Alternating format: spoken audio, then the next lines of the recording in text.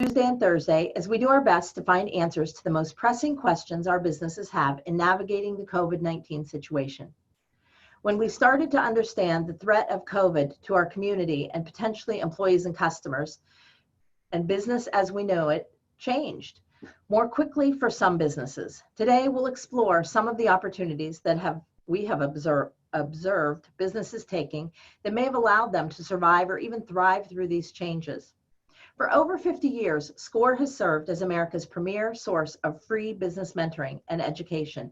As a resource partner of the U.S. Small Business Administration, the SBA, SCORE has helped more than 11 million entrepreneurs through mentoring, workshops, and educational resources since 1964.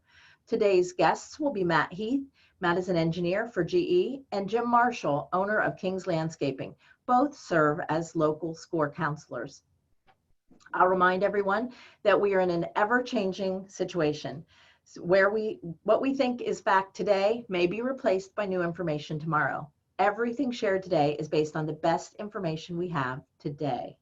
So with that, we're going to go ahead and get started. So Matt, we're going to begin with you. Can you share some of what you've observed happening in manufacturing in the early stages and how that has evolved? Yeah, so what we started to do here within my shop and then also in other shops that I've worked with, they've kind of done what like grocery stores have done. They've implemented social distancing, the implementation of using masks before it was kind of required.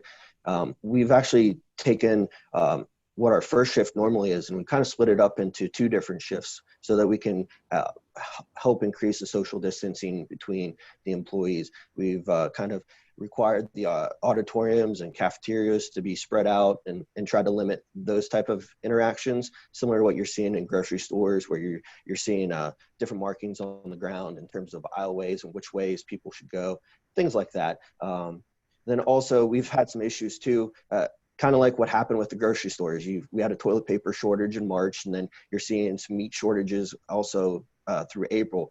We had that as well with our own supply chain as well. So we had to take a look at all of our vendors and what vendors were shutting down, what vendors were having a reduced capacity based on people coming in and seeing what kind of effects that would have on us. And then we were able to adjust our schedule accordingly. So things that we've happened in our own personal lives, we've seen happen here at work.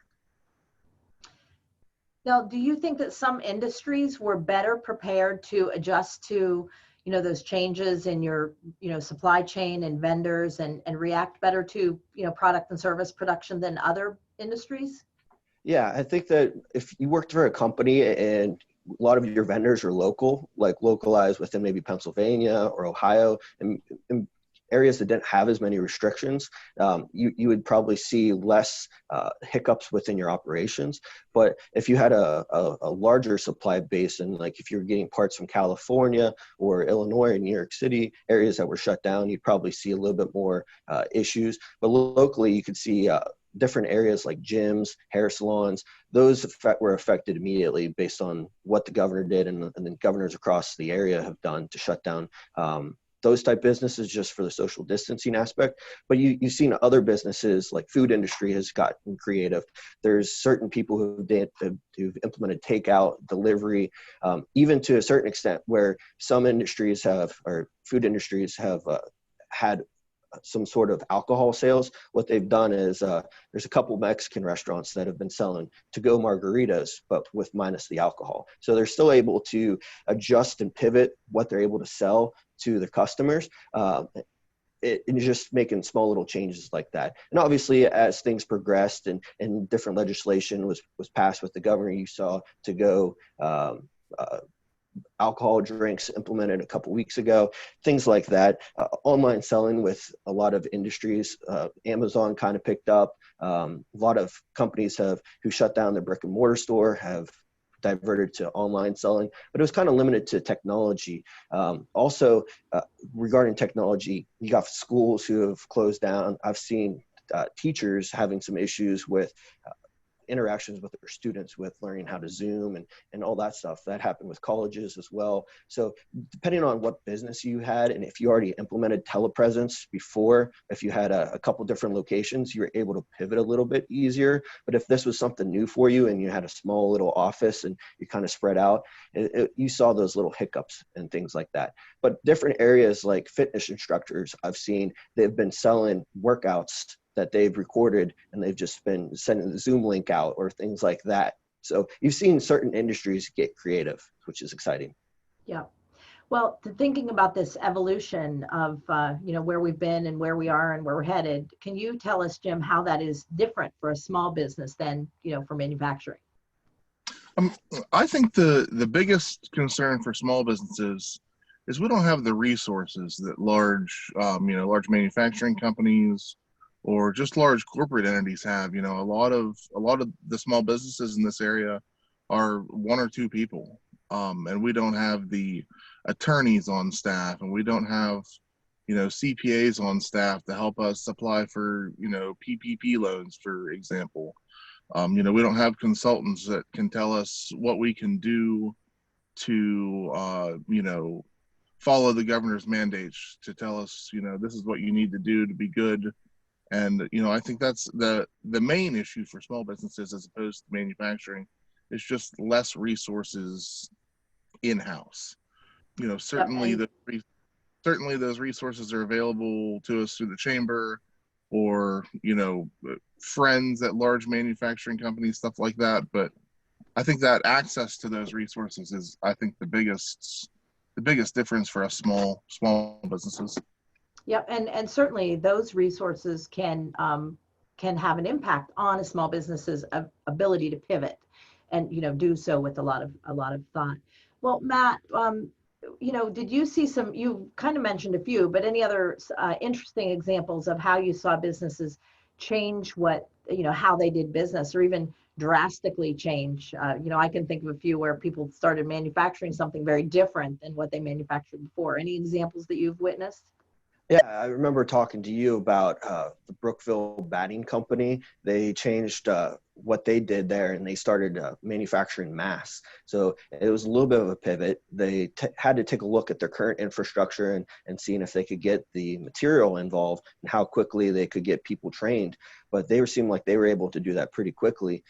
Another one would be car dealerships. I had a couple friends who were purchasing cars lately, and they had to drastically change how they operated because of the human-to-human interaction. So first they went to like a FaceTime or Zoom type interaction to do walk-arounds of cars, but then it got to a point where when you physically wanted to go give it a test ride, you couldn't sit there with the car dealer and him or her being in the car with you. So that had to change a little bit, and then how they had to disinfect things. So those two examples there are just small ones on how different companies have had to change and industries had to change. I've seen my company, we decided that we have these 3D printers. Most people are starting to get into this 3D printing thing with the little plastics and stuff. So we have a router. We also have a 3D printer. So we started making masks.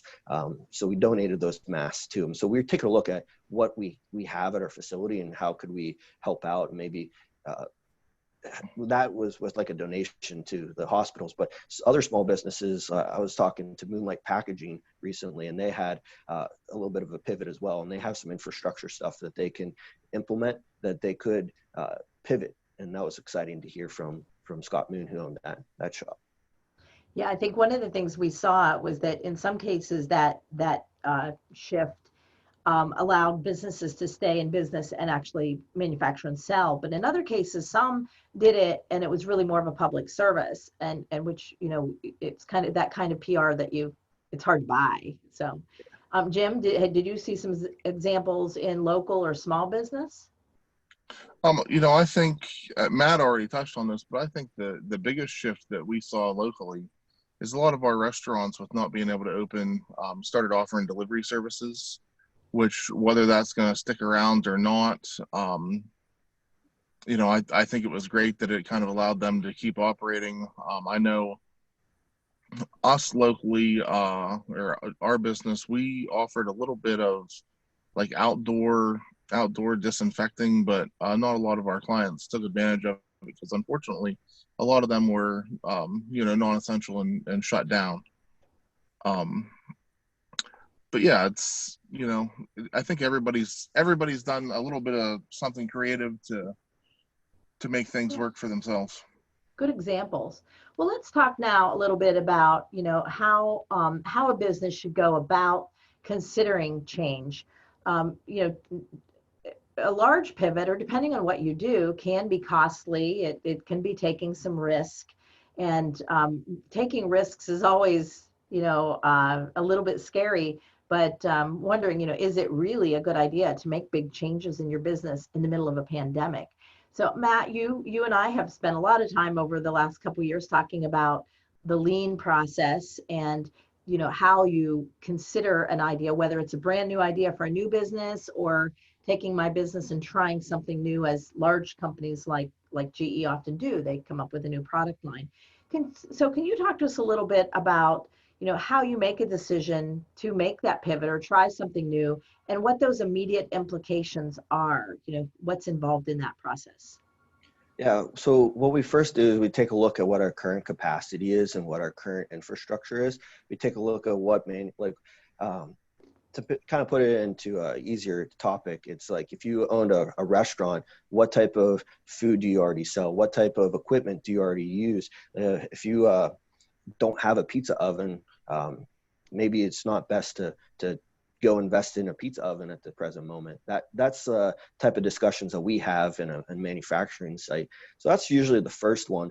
Then the next one is, how quickly could we get the ball rolling on it? How quickly could we train our workforce to make the new product? And then also, what's the volume regarding it, and how much money could we make off each part? So that's what we do here. We use the lean method to take a look at what is it's a term called value stream mapping. Is you take a look at from the start, from when you get an order from your customer, and then take a look through ordering stuff through your supply chain, through your vendors, and even through your own internal four walls, and taking a look at how you can improve that throughout the steps, and then taking a look if you need to make the investment whatsoever. Because right now it's a very scary time. People are having issues, just like in your personal life. You're having maybe some reduced hours at work, or you're unfortunately had to go on to unemployment because you were furloughed, or unfortunately maybe laid off.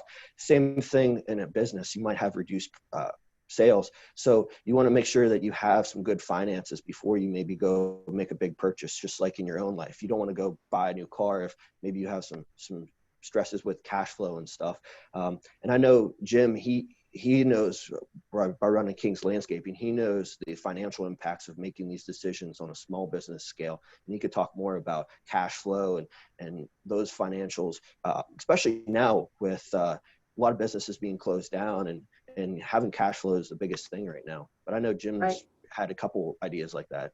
Yeah, well, so I'm going to let Jim talk a little bit about that. I do want to remind all of you on the call that with each of these sessions we record, and you can go back to our website and watch the recording, but we also add links. So Matt, I'm sure we can put up some links to that mapping and the lean process, which is really, really interesting. And it's a great, really efficient way for you to look at, do I have everything I need? Do I have relationships with the right vendors? So if I'm going to completely change what I'm doing, do I know the right people? Do I have the right safety procedures in place? So there's a lot there. And I know Matt would be happy to talk with any of you more about how that lean process works. Jim, can you talk to us about, like, what are some of the things that you think about when you're making a big change, and how that might impact your financials?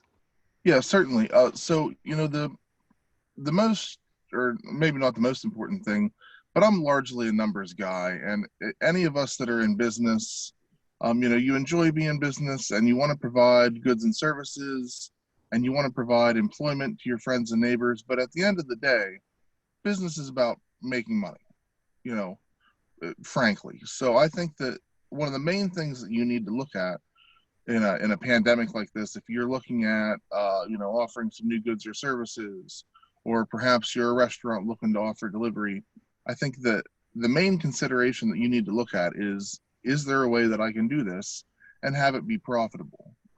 Because, for example, if you're a restaurant and you add the cost of delivery without increasing your prices or adding a delivery charge to your customer, I have a hard time believing that that transaction is going to be profitable. And with the cash flow issues that we're having and decreased business issues that we're having, if you are already in a financial bind, the last thing that you want to do is make your situation worse by jumping into a new product or service that you're not sure is going to help the situation out. The last thing you want to do is dig the hole that you're in even deeper. Yeah, and especially so many of our small businesses run with really, really slim profit margins. I'll never forget sitting in a meeting with a SCORE counselor and a local small business that is no longer in business when they explained that if you are losing 50 cents on each sandwich, the more sandwiches you sell, the more you lose.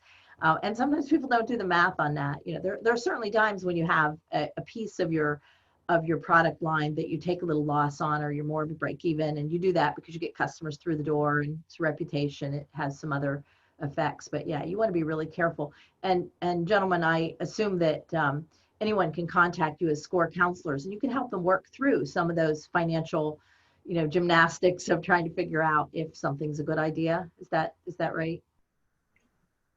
Yeah, so we usually do like a back of a napkin type thing where we talk to them about, hey, what's your business that you want to get into, review the business plan, and try to understand the upstart costs, or startup costs, and then understand how much are they going to have to finance, how much can they provide the cash to buy the items themselves, how much inventory they might need, and then also just like how much you're going to sell the product for and what's your cost, and then understanding at what volume of those sales would you make to pay that equipment back. Those are just some basic, simple conversations that we have with everyone that we work with. Great. Well, so we're all managing the current crisis of the pandemic. There are also some businesses, fortunately not here, but it remains to be seen, that are also dealing with other crises around what's going on in our country. And we got the big warning in the last day or two that hurricane season is upon us. So it seems like there's always a threat to, particularly to business out there. So what would your advice be on making sure that businesses are prepared for the next big change, so that they are in a place where if they need to pivot, they're prepared to do so quickly? Matt, we'll start with you.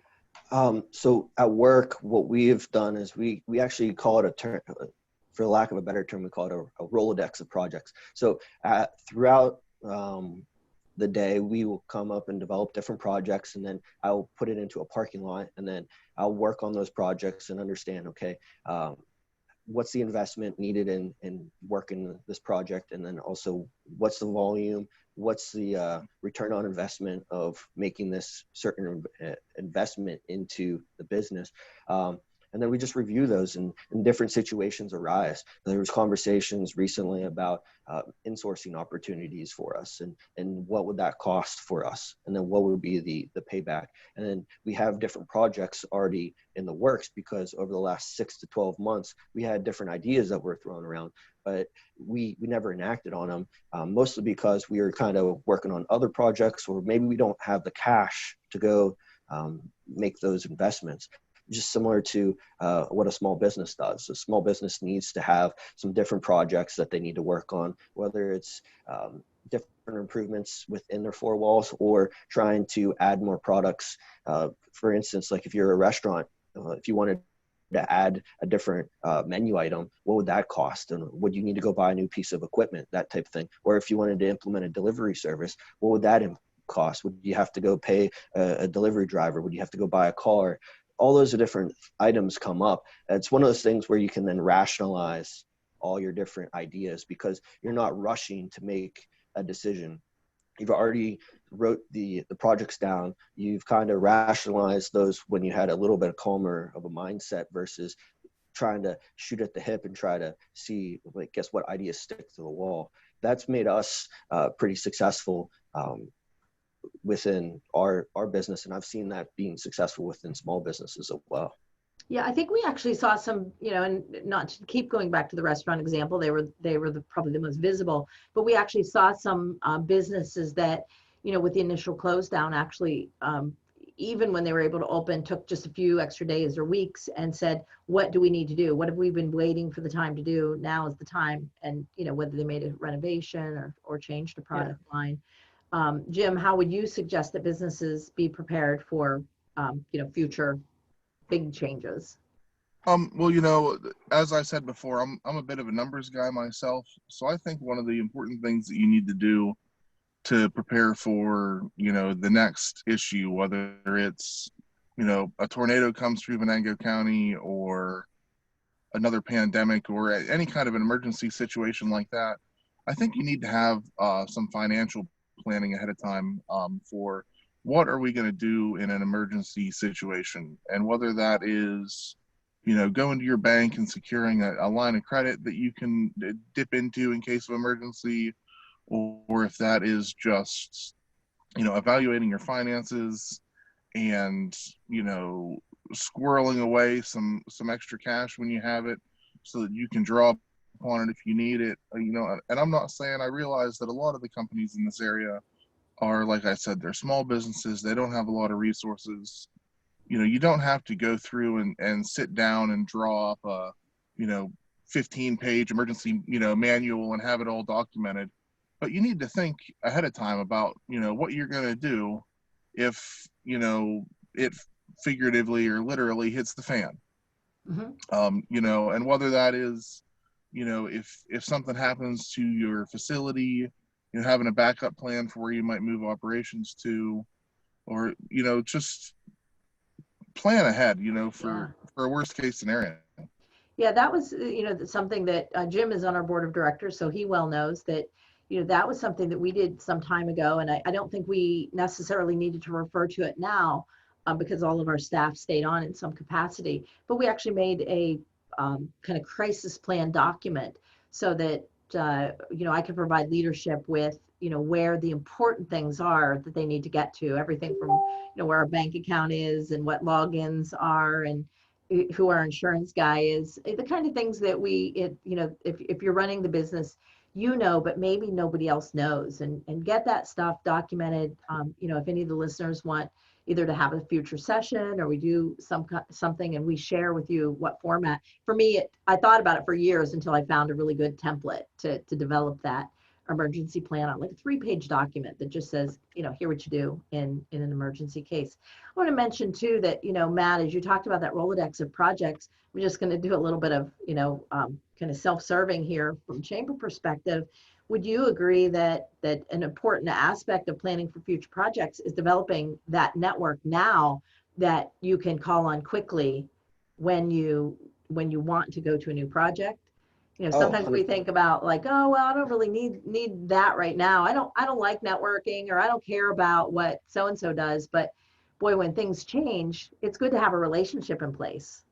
Oh, 100% agree. I noticed when I have different projects and I'm trying to work on a project very quickly, I'm trying to get something enacted quickly. I already established the relationships, whether it's through different trade events that I go to, similar to what you guys do at the chamber locally. You have the mixers where you can talk to other people in the area, be a part of the board, things like that. You've already established those relationships. It's easier to make that phone call and have all the information needed to pull the trigger on the project. And also it helps out to have other people there that might have that information to help implement that project too. So I'll be honest with you, I don't know everything that I need to know to be successful in my job. And I leverage other people, whether it's vendors or coworkers or other people or experts in the field. It's similar if you're a small business. There's very few times you know everything. So if you have that network and you're ready to pull the trigger on a project, you could definitely leverage all that knowledge to make sure it's successful and it's within budget and on time. So it's extremely helpful. Yeah, and Matt, you of course are from Venango County, but work outside the county now. But we still stay in touch and we see you. And Jim, you're here every day, so we think we know everyone. But even in this series, I've gotten to meet a number of new community members and get to see chamber members more. And certainly even just seeing each other even at a distance, helps us with, that trust level and those relationships. So Jim, any comments from you on that? No, I think the only thing I would have to say is, like you say, there's always an opportunity, maybe if you're around Venango County, and you want to build that relationship, certainly the chamber can help. But, we're all approachable. We're all, good people. Maybe you're having lunch at Karma Coffee Company and you see somebody that you think that you ought to know for, the next big thing that you're doing. Just walk up and introduce yourself. It's not, it's not that scary of a thing. Walk Great, up and yeah. we're not supposed to shake hands now, but walk up and give the elbow bump and introduce yourself. Well, great. Well, the chat box is open, so if there's something we haven't asked that you would like to ask Matt or Jim, please just type your message in there. I have displayed the contact information for Matt and Jim, and they are two great guys to know. And I do want to mention that Frank Hyduk is our SCORE kind of counseling touch point for the region. And he was unable to be with us today, but we talked with him a bit. And so if you're interested in using the services of SCORE, which are all free, you just want to visit score.org and register there so that they have kind of permission to talk with you and take a look at your business. So as we kind of end up here, Jim and Matt, I would love for you to each just tell us a little bit about, as SCORE counselors, are you prepared to help people through changes that have happened and will happen? Can you talk a little bit about what the SCORE services are?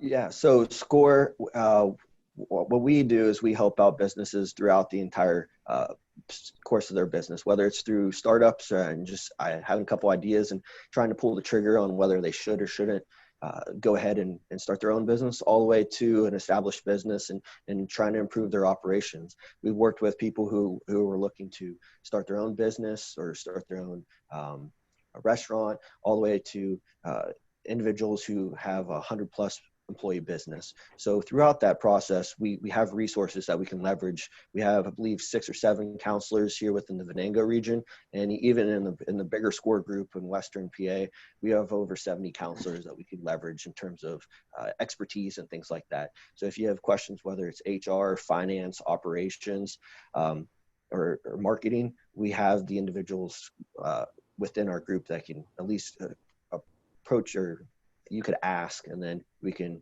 show you where to go get that information. Great. Jim, any parting comments from you?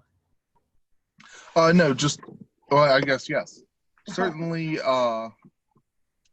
we are certainly available and ready to help with anybody who has questions or needs anything, with these kind of uncertain times with the pandemic.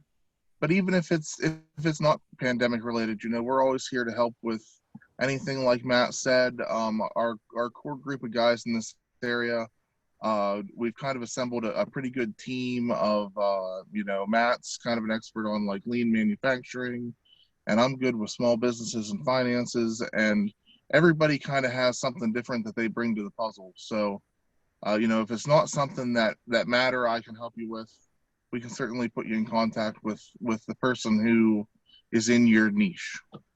Yeah.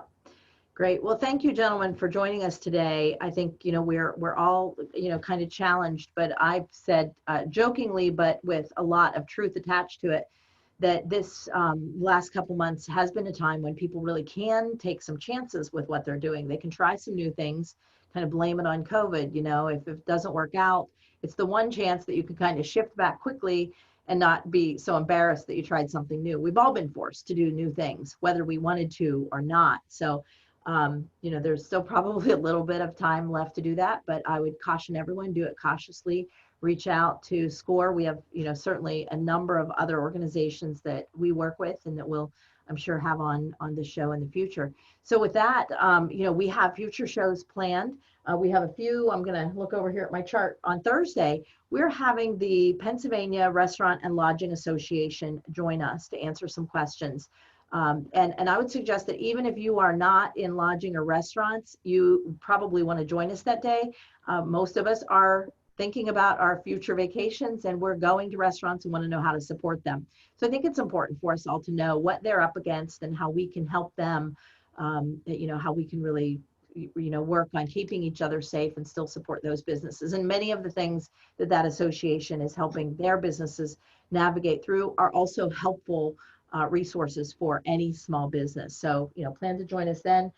Next Tuesday, we'll have Dr. Wolf from Butler Health Systems joining us for a doctor's view of what this situation looks like, how we stay healthy and fit, whether we are really fearful of COVID itself or just, the situation we're in. We've been kind of quarantined. We may not be moving around a lot.